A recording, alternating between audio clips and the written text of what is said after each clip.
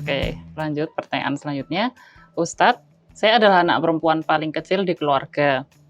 Di umur saya yang sudah menginjak kepala 3, saya masih sering harus mengikuti keinginan orang tua.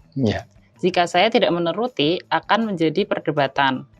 Saya hanya bisa diam untuk menghindari. Namun, saya merasa tidak bahagia, Ustadz. Nah, pertanyaan saya, sejauh apa seorang anak, terutama perempuan, boleh mengikuti kata hatinya sendiri atau sikap yang sebagaimana mestinya untuk saya seorang anak?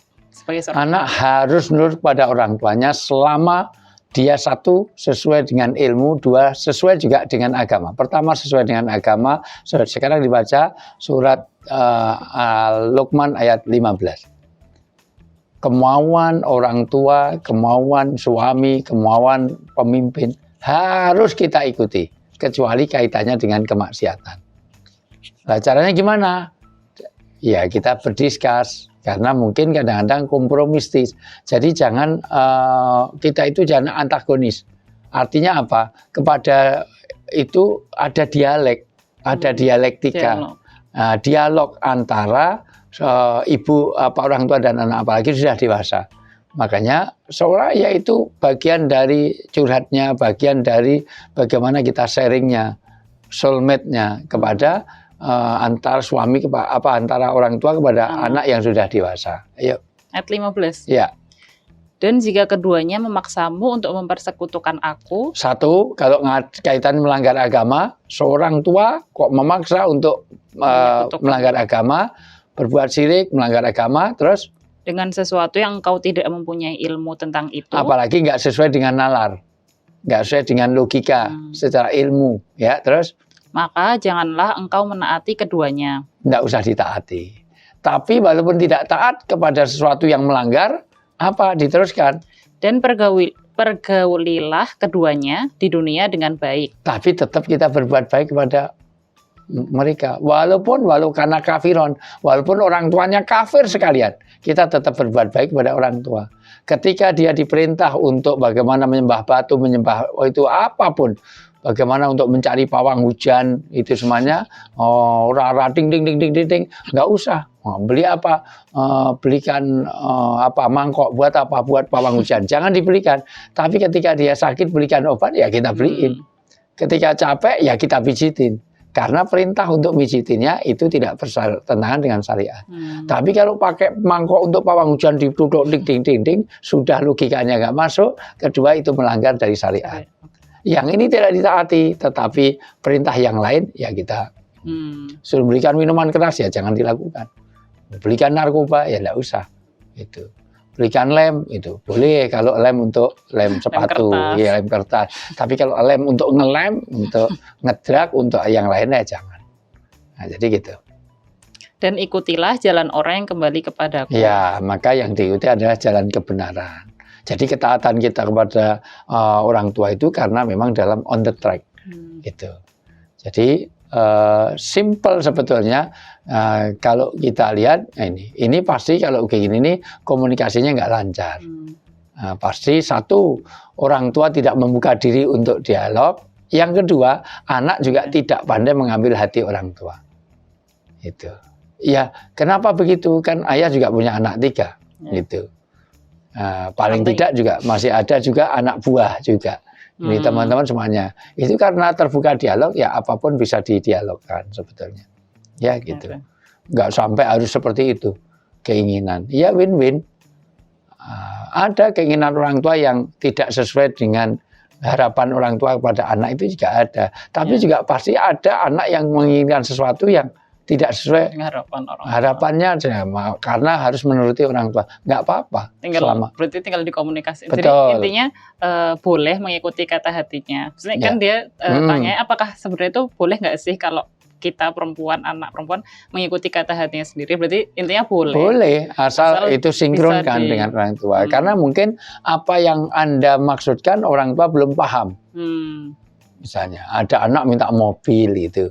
Ada anak itu yang minta mobil, tapi kita lihat nanti apa mobilnya itu tipenya apa. Ini mungkin anak itu pengennya mobilnya bagus, tapi ternyata itu produk yang kurang awet, kurang bagus. Ya disaringkan.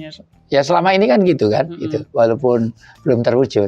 Ada yang kasusnya seperti itu. Minta model ini, model ini. Boleh, kan nggak apa-apa. Minta. Iya, tapi kan ternyatanya kan ada dialog. Permintaan kan tidak langsung dikasih. Ternyata ada dialog itu. Jangan sekarang atau kapan, mereknya jangan ini, yang lebih bagus. Malah kan gitu. Yang lebih mahal. Lebih mahal itu karena ini iya itu. Boleh. Kan ayah nggak nolak. Iya. Tetap saya tapi nggak diterima juga. Iya, tapi kan ada sharingnya di situ. Ya, artinya ada win-win, artinya didialogkan. Dan bisa kok nyatanya itu. Yang merekmu tetap kita beli. Tenang saja. Cuman nggak sekarang, kita masih lihat. Ya. Pertanyaan selanjutnya, Assalamualaikum Ustadz, apakah boleh menuntut cerai suami yang tidak sholat? Saya sudah mengingatkan dengan berbagai cara, namun belum mau sholat juga. Kami sudah menikah selama 11 tahun, namun komunikasi kami sangat jarang. Rasanya saya seperti tidak memiliki suami. Mohon pencerahannya. Nah, dari awal sudah saya katakan, seorang suami istri itu harus punya couple time. Waktu untuk pasangan setiap hari. Ya seperti ayah lah, mohon maaf, ayah kan suka di Jakarta misalnya, itu mama di Jogja, ya minimal komunikasi, telepon, baru mau boarding, telepon, landing pesawat, telepon, ada apa-apa, telepon, kemarin telepon, karena ada kucing masuk misalnya gitu, telepon, ada apa misalnya, ya itu bagian dari komunikasi lah. Itu kuncinya satu di komunikasi, dua. Ya, kalau memang suami yang tidak mengajarkan kepada satu ajaran agama, dia melanggar dari perintah-perintah agama, boleh alasan untuk minta cerai. Jadi, pilih. Tapi jangan buru-buru minta cerai. Dikondisikan dulu, dikasih toleransi dulu. Sebenarnya, kalau memang betul-betul. Karena suami itu harus punya tanggung jawab pada istri.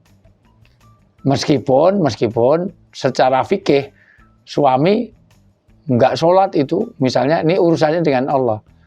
Kecuali kalau suami itu melarang kita sholat, nah itu nggak boleh. Kita taati dia. Nah itu bukan suami yang benar. Itu melarang untuk kita sholat, puasa dilarang, itu bukan suami yang baik. Anda jangan teruskan itu. Maksud suami seperti itu. Tapi kalau dia masih melakukan maksiat, tapi kita tetap dalam ketaatan, tetap dalam menjalankan sunnahnya, ya dikondisikan saja, didoakan dengan cara yang baik. Tapi kan pasti nggak nyaman kan, maksudnya. Makanya cari orang ketiga, cari didoakan, cari ketiga, ya pasti nggak nyaman lah. Jangankan kok melanggar agama, suami bau aja sudah nggak nyaman kok itu. Iya, dan boleh. Langsung menghirup dan boleh. Dan boleh. Nah, dulu di zaman Nabi kan ada kan itu seorang wanita yang tidak nyaman dengan suaminya karena suaminya sudah satu nggak pernah pakai sabun muka, wajahnya kayak kurma kering. Nah, minta di ini nggak sekufu, nggak itu boleh karena sudah nggak nyaman boleh. Iya. Habis gimana? Istrinya sudah pakai parfum itu semuanya, suaminya pakai balsem terus kan ya nggak pas itu ya. Nah, kecuali kalau mau bisa dirubah. Pakai anti aging atau apa, pakai facial, segalanya silahkan, silahkan. Ya. Gitu. Oke. Pertanyaan terakhir. Ya. Assalamualaikum Ustadz. Kami adalah pasangan muda yang baru akan memiliki anak. Melihat fenomena akhir-akhir ini tentang hubungan sesama jenis dan penyakit mental yang menjangkit pemuda, membuat kami khawatir dalam mendidik anak kelak. Apa yang dapat kami persiapkan agar kelak dapat mendidik anak yang kuat iman dan mental, Ustadz? Mohon nasihatnya. Di dalam Islam, sex education tidak dikenal, tapi ada sexual education. Beda ya, sex education dengan sexual education. Ada pendidikan yang bagaimana seseorang harus tahu bagaimana jadi orang laki-laki dan perempuan, dan Islam harus didudukkan dari awalnya. Karena LGBT itu sebetulnya bukan sesuatu, mohon maaf, nanti ada beda-beda ya, karena banyak orang menyamakan, orang homo, orang lesbi, kemudian ada heteroseks, ada orang punya kecenderungan seks yang ACDC ada, dia bisa punya istri tapi juga senang dengan sejenis, nah, biseksual juga ada juga orang yang sampai pada tindakan, tapi ada juga yang hanya sampai pada syahwat. Nah, nanti agak ada beda. Prinsipnya begini, satu, pendidikan dalam Islam jangan tarojul. Tarojul itu perempuan dibikin ke laki-lakian, laki-laki dibikin ke wanita-wanitaan. Tentu bukan pada unsur fisik. Misalnya, oh kalau pakai rok itu berarti perempuan, tergantung. Karena orang Irlandia itu laki-laki pun pakai rok. Kalau pakai celana itu berarti dia orang kok pakai celana terus berarti celana panjang berarti dia cowok, enggak juga. Di Malaysia itu malah justru semua wanita kalau berkendaraan harus pakai celana panjang itu, walaupun bawahnya itu supaya apa? Karena itu bukan pada simbol-simbolnya ya. Tetapi nanti ada audit sosial lah. Misalnya ketika ada kan laki-laki yang metroseksual, artinya apa ya? Dia berdandan ya nggak apa-apa, tapi ada audit sosialnya. Ketika dia itu mungkin hanya sekitar pakai facial, mungkin krimbat, masih oke. Tapi kalau laki-laki kok mulai sulam alis misalnya, nanam tanam benang itu, saya pikir ada audit sosialnya. Makanya kalau di Indonesia kok laki-laki pakai lipstik terus, ya itu pendidikan Anda pada itu. Nanti pada jenjang-jenjangnya itu, ya bagaimana. Oh, apa nggak boleh bersolek? Boleh, tapi ada batasnya. Jangan sampai tabarruj, itu semuanya. Didiklah wanita dengan sifat-sifat kewanitaannya, laki-laki. Nanti pendidikannya, ini jadi parenting ya, agak panjang. Mulai dari tempat tidurnya. Kalau ini pisahkan, kalau bisa antar kamar. Di usia tertentu. Ya, di usia tertentu. Mulai dari nanti kita itu, mohon maaf ya, kita mandikan anak saja, itu barangnya itu tidak boleh untuk mainan. Nah, ya nggak boleh untuk mainan sedang mandikan. Itu nggak boleh itu semuanya. Iya, maksud saya gitu semuanya. Nggak boleh. Ya sekedar itu. Itu hanya haknya untuk suaminya. Itu hak untuk istrinya. Gitu. Ya, artinya apa? Itu nanti dididik dari awal. Itu dari Dan awal. berarti sebenarnya kayak gitu kan pendidikan seksual dalam Islam tuh udah dimulai dari dini. Iya, dari mulai. Nggak seperti yang kan kalau sex education gitu kan ya vulgar semuanya enggak, dan enggak usah alergi, memang ada. Nanti supaya orang itu tahu kalau ini sedang menstruasi itu. Oh kok enggak menstruasi, minta didoakan. Dulu ada anak itu kok yang temannya sudah menstruasi semuanya minta itu, tapi diberi pendidikan. Demikian juga mimpi basah, bagaimana mandi janabah, itu pendidikan seksual ya gitu. Ya, jadi dalam Islam sexual education itu ada, nggak apa-apa. Salah satunya itu. Bahkan kalau kita itu ada anak berasa kencing, nggak boleh membuka aurat sebelum dekat dengan di mana dia mau kencing, toiletnya. Jadi nggak boleh anak itu mau kencing, oke. Itu apalagi di lapangan misalnya gitu ya, sedang Idul Fitri itu mau kencing di toilet sana, dibuka dari sini. Terus jalan klonteng nggak boleh itu. Nah, itu salah satu pendidikan itu semuanya. Cara kencingnya, cara segala macam itu didik gitu.